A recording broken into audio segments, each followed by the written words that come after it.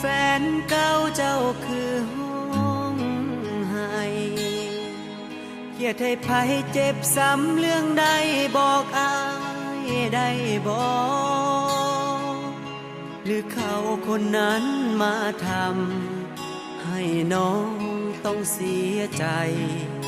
คนที่น้องเอาใจใส่จนลืมอายลงบอกมาติอ้ายพร้อมรับฟังเรื่องราวทุกอย่างเรื่องผ่านมาที่ต้องเจ็บซ้ำจะบ่ถือสายังพร้อมที่จะมอบใจให้ทุกเวลาอดีตเรื่องราวผ่านมาเริ่มต้นกันใหม่จะขอเป็นคนที่ให้ความหวัง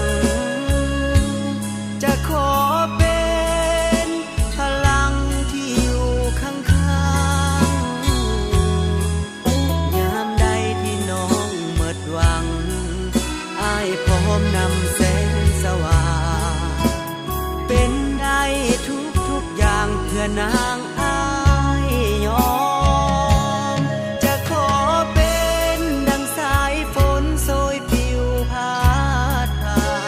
นให้น้องนางได้สดชื่นสุขใจถึงการเวลาเลื่อนลอยผ่านไปเนิ่นนานเท่าใดพร้อมที่ขุดค้นเริ่มใหม่กับฮักสองเฮา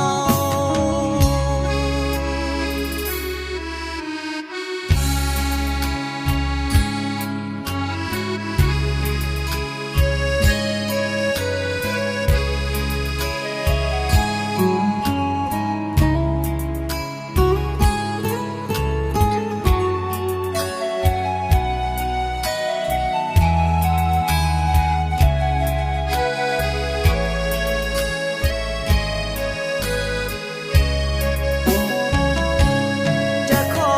เป็นคนที่ให้ความหวังจะขอเป็นพลังที่อยู่ข้างๆยามใดที่น้องหมดหวังอ้ายพร้อมนำแสงสว่างเป็นได้ทุกอย่างเพื่อนางอ้ายยอมจะขอเป็นดังสายฝนโชยผิวพาดผ่าน